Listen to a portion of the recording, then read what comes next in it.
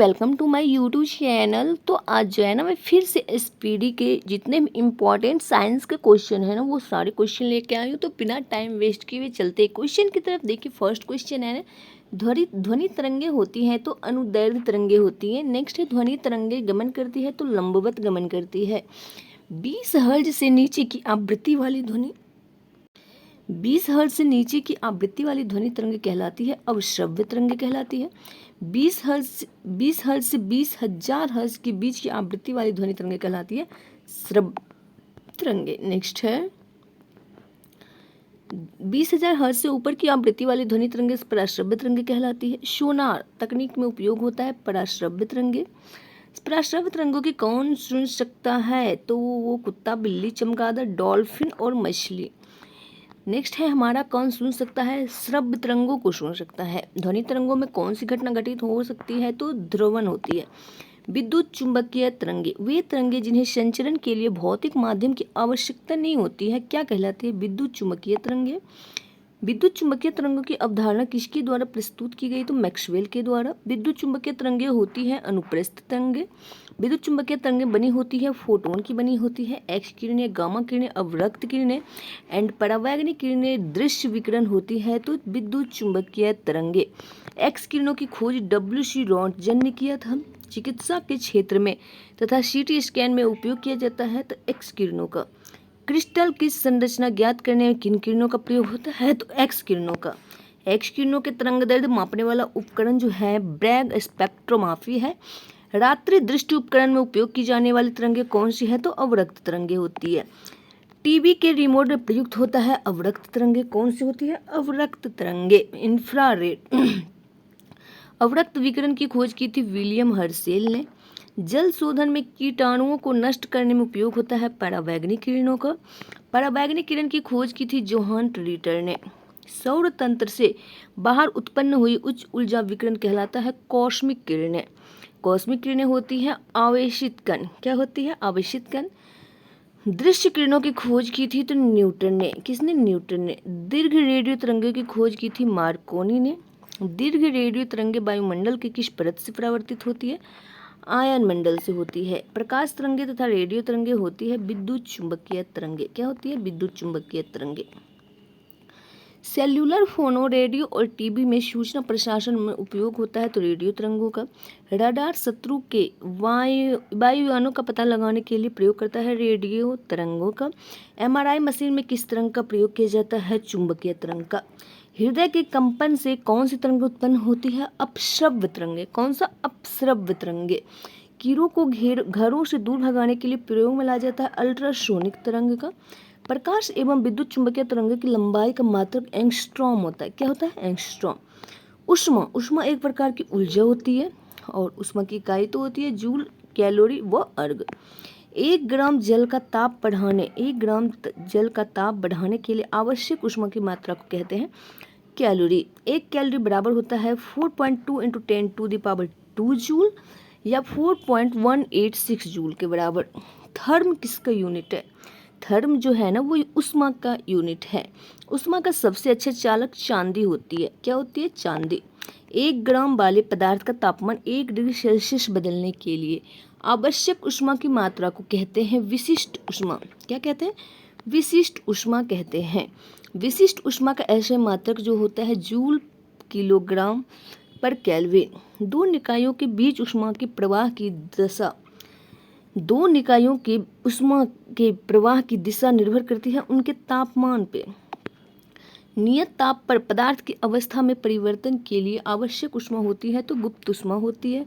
गुप्त उष्मा का मात्रक होता है जूल पर किलोग्राम या कैलोरी पर ग्राम। उबलते जल की अपेक्षा भाप से अधिक हाथ जलता है क्योंकि भाप की गुप्त उष्मा अधिक होती है। बर्फ की गलन की गुप्त उष्मा होती है तो 80 कैलोरी पर ग्राम। जल के वाष्पन की गुप्त उष्मा होती है तो 536 से 540 कैलोरी पर ग्राम। चालन, संवहन एवं विकिरण। ठोस तथा पारे में उष्मा का संचरण होता है चालन विधि द्वारा। किसकी विधि द्वारा? चालन विधि द्वारा। गैस और द्रव में उष्मा का संचरण होता है संवहन विधि द्वारा। किस? संवहन विधि के द्वारा। नेक्स्ट क्वेश्चन है पृथ्वी का वायुमंडल तथा विद्युत केतली का पानी गर्म होता है तो संवहन विधि के द्वारा। पृथ्वी तक सूर्य की ऊष्मा पहुंचती है विकिरण विधि के द्वारा। स्वच्छ रातें बादल छाई रातों की तुलना में ज़्यादा ठंडा रहती है, तो विकिरण के कारण। अच्छे उत्सर्जक अच्छे अवशोषक होते हैं, यह नियम है किरचॉफ्स का नियम। अब टेम्परेचर यानी कि ताप के बारे में बताते हैं। ताप का ऐसे मात्रा केल्विन होती है। सूर्य की बाहरी सतह का ताप जो होता है ना 6000 केल्विन होता है। उच्च तापमान मापा जाता है पायरोमीटर से। मानव शरीर का सामान्य ताप होता है 98.6 फ़ारेनहाइट से 37 डिग्री सेल्सियस। सेल्सियस और फ़ारेनहाइट तापमापी एक ही मान प्रदर्शित करता है, तो -40 डिग्री ताप पर। किसी वस्तु का ताप कितना डिग्री सेल्सियस से कम नहीं हो सकता है, तो -273.15 डिग्री सेल्सियस। सभी गैस शून्य आयतन घेरेगी तो -273.15 डिग्री सेल्सियस पर। परम शून्य ताप का मान होता है -273.15 डिग्री सेल्सियस। क्लिनिकल थर्मामीटर कहलाता है पारा थर्मामीटर यानी कि तापमापी। पारा थर्मामीटर का आविष्कार फ़ारेनहाइट ने किया था। अति ठंडे प्रदेशों में ताप मापने के लिए प्रयोग किया जाता है अल्कोहल तापमापी का। गलनांक, हिमांक एवं क्वथनांक। अल्कोहल जमता है तो -115 डिग्री सेल्सियस पे, पारा जमता है -39 डिग्री सेल्सियस पे। पारे का क्वथनांक होता है तो -257 डिग्री सेल्सियस। नेक्स्ट है वह ताप जिस पर ठोस द्रव में बदल जाता है तो कहलाता है गलनांक। क्या कहलाता है? गलनांक। वह ताप जिस पर द्रव ठोस में बदल जाता है तो हिमांक कहलाता है। वह ताप जिस पर द्रव वाष्प या गैस में बदल जाता है तो क्वथनांक कहलाता है। गलनांक और हिमांक होता है बराबर। सेल्सियस मापने पर जल का हिमांक और क्वथनांक होता है 0 डिग्री सेल्सियस तथा 100 डिग्री सेल्सियस। फ़ारेनहाइट पैमाने पर शुद्ध जल का हिमांक और क्वथनांक होता है तो 32 फ़ारेनहाइट तथा 212 फ़ारेनहाइट। केल्विन पैमाने पर शुद्ध जल का हिमांक और क्वथनांक होता है तो -273 केल्विन तथा 373 केल्विन। नमक मिलाने पर बर्फ का गलनांक जो है वो घटता है। दाब बढ़ाने और अशुद्धियाँ मिलाने पर द्रव का क्वथनांक जो है वो बढ़ता है। पहाड़ों पर खाना देर से पकता है क्योंकि वायुमंडलीय दाब कम होने के कारण जल का क्वथनांक कम हो जाता है। जल को 0 डिग्री सेल्सियस से 10 डिग्री सेल्सियस तक गर्म किया जाता है तो उसका आयतन पहले घटता है फिर बढ़ता है। प्रेशर कुकर में खाना जल्दी पकता है क्योंकि पानी का क्वथनांक बढ़ जाता है। दाब बढ़ने पर वाष्पीकरण की दर घटता है। तेज हवा वाली रात्रि में ओस नहीं बनती क्योंकि वाष्पीकरण की दर तेज होती है। कमरे में रखे रेफ्रिजरेटर का दरवाज़ा खोल दिया जाए तो कमरे का ताप बढ़ जाएगा। रेफ्रिजरेटर में थर्मोस्टेट का कार्य होता है एक समान तापमान बनाए रखना। रेफ्रिजरेटर में खाद्य पदार्थों को ताज़ा रखने हेतु संरक्षित तापमान 4 डिग्री सेल्सियस या 40 फ़ारेनहाइट से कम। रेफ्रिजरेटर में प्रशीतलक के रूप में किसका प्रयोग किया जाता है? फ्रीऑन का। दो विभिन्न धातुओं द्वारा बनाया गया सेंसर है थर्मोकपल यानी कि तापयुग। थर्मोकपल प्रयोग होता है ताप मापने में। ठोस कपूर से कपूर वाष्प बनने की प्रक्रिया कहलाता है ऊर्ध्वपातन। वायु में जलवाष्प की मात्रा आर्द्रता होती है। आपेक्षिक आर्द्रता मापक यंत्र हाइग्रोमीटर। आर्द्रता अधिक होती है बरसात में। ताप बढ़ने पर आपेक्षिक आर्द्रता घटती है। मोटर गाड़ी के टायर का ट्यूब फटने पर हवा का ठंडा होना रुद्धोष्म प्रक्रम है। साइकिल में हवा भरते समय पंप गर्म हो जाती है रुद्धोष्म परिवर्तन के कारण। प्रकाश एवं प्रकाश तरंगे। वह ऊर्जा जिसके प्रभाव से हम वस्तुओं को देख पाते हैं प्रकाश कहलाता है। प्रकाश ऊर्जा के छोटे छोटे कणों से मिलकर बना है जिसे कहते हैं फोटोन। प्रकाश के फोटोन सिद्धांत की व्याख्या की थी अल्बर्ट आइंस्टीन ने। प्रकाश के वेग को सर्वप्रथम ज्ञात किया था डेनमार्क के रोमर ने 1676 ईस्वी में। प्रकाश का वेग अधिकतम होता है निर्वात में। निर्वात में प्रकाश की चाल होती है 3 × 10⁸ मीटर पर सेकंड। कांच में प्रकाश की चाल होती है 2 × 10⁸ मीटर पर सेकंड। नेक्स्ट है प्रकाश की गति की तुलना में रेडियो तरंग की गति समान होती है। बिजली की चमक के काफ़ी समय बाद बादल का गर्जन सुनाई देता है क्योंकि प्रकाश की चाल ध्वनि की चाल से अधिक होती है।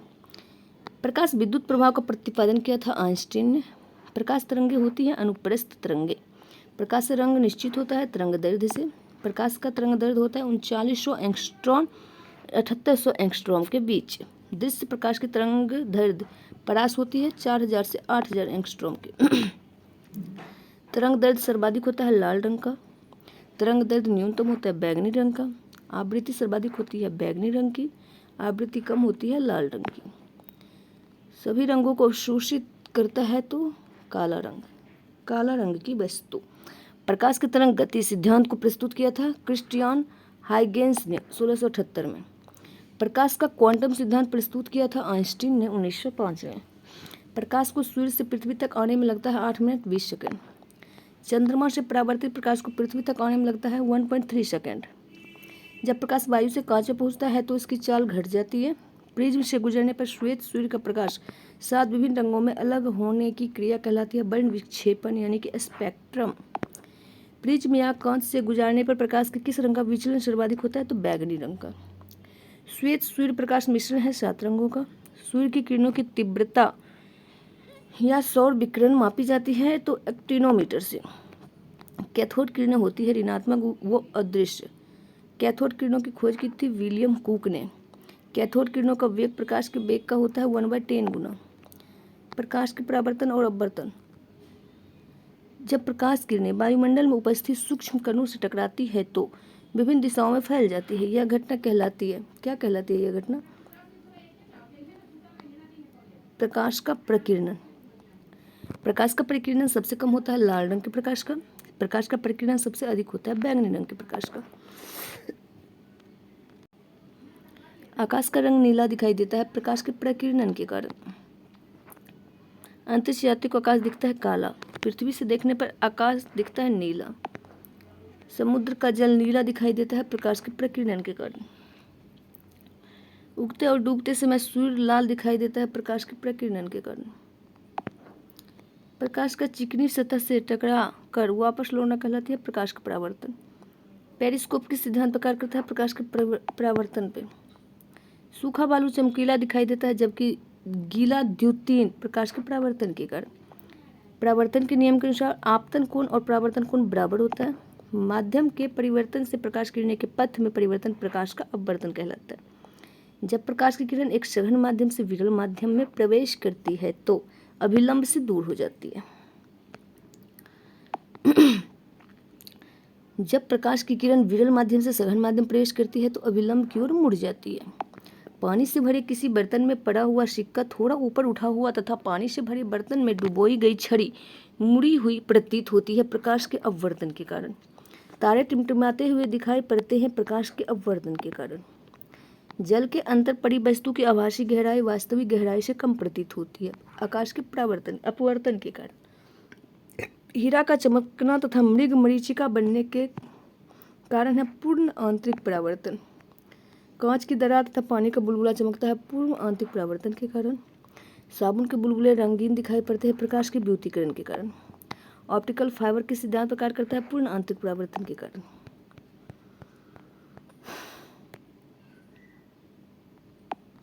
ऑप्टिकल फाइबर का आविष्कार किसने किया था? नरिंदर कपानी ने। इंद्रधनुष बनता है प्रकाश का पूर्ण आंतरिक परावर्तन अपवर्तन और वर्ण विक्षेपण से। इंद्रधनुष में रंग होता है 7 रंग। इंद्रधनुष के बीच रंग हरा। इंद्रधनुष में किस रंग का विक्षेपण अधिक होता है? बैगनी रंग का। इंद्रधनुष बनता है सूर्य के ठीक विपरीत दिशा में। प्राथमिक या मूल रंग किसे कहते हैं? तो नीला, लाल और हरा का। जिन दो रंगों मिलाने श्वेत रंग बनता है तो उसे कहते हैं पूरक वर्ण।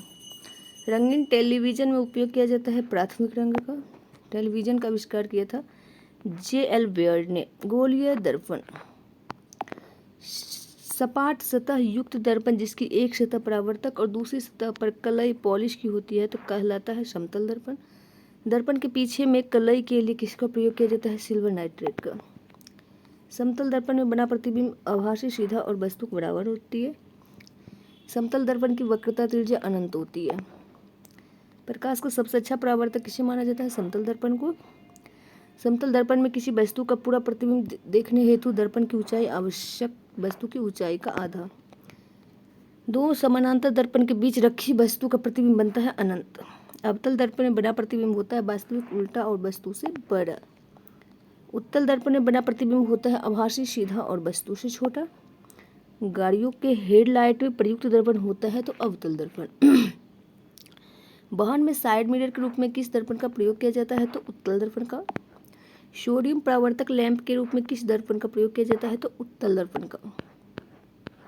दाढ़ी बनाने, दांत, आँख, कान की जांच में डॉक्टर का प्रयोग करते हैं अवतल दर्पण। लेंस और मानव नेत्र, एक अथवा दो गोलीय पृष्ठों से युक्त कोई पारदर्शी माध्यम कहलाता है लेंस। अवतल लेंस कहलाते हैं अपसारी लेंस। उत्तल लेंस कहलाता है अभिसारी लेंस। लेंस की क्षमता की मात्रक डायोप्टर। धूप के चश्मे की क्षमता होती है 0 डायोप्टर। उत्तल लेंस की क्षमता धनात्मक होती है। अवतल लेंस की क्षमता होती है तो ऋणात्मक।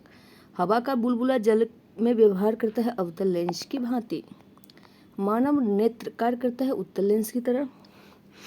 मानव नेत्र के रेटिना पर बना प्रतिबिंब वास्तविक तथा उल्टा होता है। फोटोग्राफिक कैमरे का कौन सा भाग रेटिना की तरह कार्य करता है तो फिल्म। नेत्रदान में मनुष्य दान करता है कॉर्निया का। आंख में प्रवेश करने वाले प्रकाश की मात्रा को नियंत्रित करता है आइरिस। आंख के रंग से मतलब है आइरिस का रंग। रेटिना का शंकु और छड़ निर्धारण करता है क्रमशः आंख का रंग एवं प्रकाश की तीव्रता। मानव नेत्र की स्पष्ट दर्शन की न्यूनतम दूरी 25 सेंटीमीटर। आंख के लिए दूर बिंदु होती है अनंत। निकट दृष्टि दोष में व्यक्ति को नजदीक की वस्तु दिखाई देती है, दूर की नहीं। निकट दृष्टि दोष का कारण है नेत्र लेंस की मोटाई में वृद्धि तथा फोकस दूरी में कमी। दूर दृष्टि में व्यक्ति को दूर की वस्तु दिखाई देती है, नजदीक की नहीं। दूर दृष्टि दोष का कारण है नेत्र लेंस की मोटाई में कमी और फोकस में वृद्धि। निकट दृष्टि दोष को दूर किया जाता है अवतल लेंस के चश्मे का प्रयोग कर। दीर्घ दूर दृष्टि दोष दूर किया जाता है उत्तल लेंस के चश्मे का प्रयोग कर। दूर दृष्टि दोष होने पर प्रतिबिंब बनता है रेटिना के पीछे। जरा दृष्टि दोष में व्यक्ति ना तो दूर और ना तो निकट की वस्तु देख पाता है। जरा दृष्टि दोष निवारण हेतु उपयोग में लाया जाता है द्विफोकिस लेंस का। किसका? द्विफोक्सी लेंस का। अबिंदुकता ऑस्टिग्मेटिज्म दोष में व्यक्ति क्षैतिज दिशा में ठीक से देख पाता है परंतु ऊर्ध्व दिशा में नहीं देख पाता है। अबिंदुकता दोष के निवारण के लिए किसी उपयोग में लाया जाता है तो बेलनाकार लेंस। वर्णांधता होती है एक आनुवंशिक रोग। वर्णांधता रोग में व्यक्ति किस रंग में विभेद नहीं कर पाता, लाल और हरा में। घड़ी साज घड़ी के बारीक पुर्जों को देखने के लिए उपयोग करता है आवर्धक लेंस का। कैमरे में लगा होता है उत्तल लेंस। सूक्ष्मदर्शी में प्रयुक्त किया जाता है उत्तल लेंस का। सूक्ष्मदर्शी का आविष्कार किया था जेड जॉनसन ने। संयुक्त सूक्ष्मदर्शी में प्रयोग होता है 2 उत्तल लेंस का। इलेक्ट्रॉन सूक्ष्मदर्शी का आविष्कार किया था नॉल और रूस्का ने। दूरबीन का आविष्कार हैंस लिपेर्सी ने। दूर की वस्तुओं को देखने के लिए प्रयोग किया जाता है टेलीस्कोप का। टेलीस्कोप का आविष्कार किया था गैलीलियो ने। विद्युत धारा किसी चालक में विद्युत आवेश के प्रवाह की दर कहलाता है तो विद्युत धारा कहलाता है। नेक्स्ट है विद्युत धारा होती है एक अदिश राशि। विद्युत धारा क्या है? एक अदिश राशि है। विद्युत धारा का ऐसा मात्रक जो होती है ना वो एम्पियर होती है। क्या होती है? एम्पियर। विद्युत धारा मापी जाती है आमीटर से। आदर्श आमीटर का प्रतिरोध 0 होता है। विद्युत आवेश का ऐसे मात्रक कूलाम होता है। 1 कूलाम आवेश बराबर होता है तो कितने का? 6.25 × 10⁸ इलेक्ट्रॉन का। इलेक्ट्रॉन वोल्ट इकाई है तो ऊर्जा की। विद्युत शक्ति का ऐसे मात्रक वाट होता है। 1 किलोवाट घंटा बराबर होता है 1 यूनिट का। 1 किलोवाट घंटा बराबर होता है 3.6 10⁶ जूल का। विद्युत वाहक बल का मात्रक वोल्ट होता है। विद्युत विभव का ऐसे मात्रक वोल्ट होता है। विद्युत धारिता का ऐसे मात्रक होता है फैराडे। विद्युत परिपथ में विद्युत धारा की उपस्थिति मापी जाती है गैल्वेनोमीटर। शंट होता है एक कम प्रतिरोध वाला तार। लघु पथन के समय परिपथ में विद्युत धारा का मान बढ़ जाता है। विद्युत परिपथ में उदासीन तार का रंग होता है तो काला होता है। क्या होता है? काला। आविष्ट खोखले गोले में अंदर विद्युत तीव्रता होती है तो 0 होती है। घरेलू विद्युत तारों का संयोजन मूलतः किस क्रम में होता है तो समानांतर क्रम में। फैराडे का संबंध है विद्युत अवघड़न से। फ्यूज तार मिश्रण सीसा और टीन का है। किसका है? सीसा और टीन का। विद्युत फ्यूज का गलनांक निम्न होती है। विद्युत फ्यूज कार्य करती है विद्युत धारा के उष्मीय सिद्धांत पर। फ्यूज में प्रयुक्त होने वाले तार की विशेषता होती है उच्च प्रतिरोध तथा निम्न गलनांक। हीटर का तार बना होता है नाइक्रोम का। नाइक्रोम मिश्र धातु है निकल और क्रोमियम का। बल्ब का फिलामेंट बना होता है टंगस्टन का। विद्युत बल्ब का आविष्कार किया था थॉमस एडिसन ने। विद्युत बल्ब में कौन सी गैस भरी जाती है? तो नाइट्रोजन व आर्गन। जलते हुए बल्ब के तंतु का ताप सामान्यतः कितना होता है? टंगस्टन का गलनांक तथा क्वथनांक होता है तो 3422 डिग्री सेल्सियस तथा 5930 डिग्री सेल्सियस। हैलोजन लैंप का तंतु मिश्रण होता है टंगस्टन एवं सोडियम का। सामान्य ट्यूबलाइट में भरा होता है बाड़े का वाष्प व आर्गन। ट्यूबलाइट के दीवारे पर किसका लेप चढ़ा होता है? तो फॉस्फर का। ट्यूबलाइट के दोनों किनारों पर लगे होते हैं बेरियम ऑक्साइड का लेप। चालक का वह गुण जो उसमें प्रवाहित आवेश का विरोध करता है तो प्रतिरोध कहलाता है। क्या कहलाता है? प्रतिरोध। प्रतिरोध का SI मात्रक है तो ओम। किस धातु की प्रतिरोधकता गर्म करने पर बढ़ती है? किसी धातु की प्रतिरोधकता को गर्म करने पर बढ़ती है। प्रतिरोधकता का SI मात्रक ओम मीटर होता है। ओम मीटर। विभवांतर मापा जाता है वोल्ट मीटर में। आदर्श वोल्ट मीटर का प्रतिरोध अनंत होता है। तो आज के लिए इतना ही, मिलेंगे नेक्स्ट वीडियो में। तब तक के लिए bye, take care, all the best, all the best. Video पसंद आए तो वीडियो को लाइक कर दीजिएगा एंड चैनल को सब्सक्राइब कर दीजिएगा। Thanks for watching, bye bye, take care.